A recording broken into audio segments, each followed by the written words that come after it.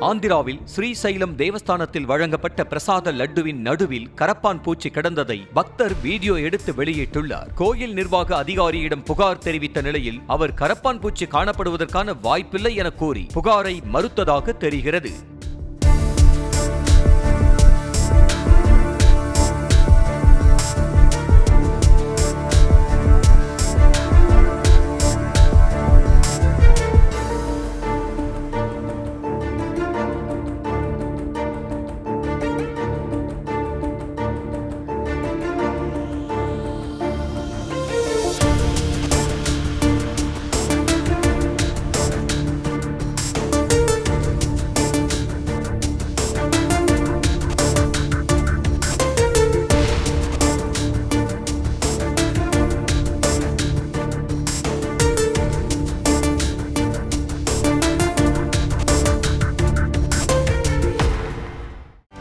செய்திகளை உடனுக்குடனும் துல்லியமாகவும் தெரிந்து கொள்ள சப்ஸ்கிரைப் பண்ணுங்க.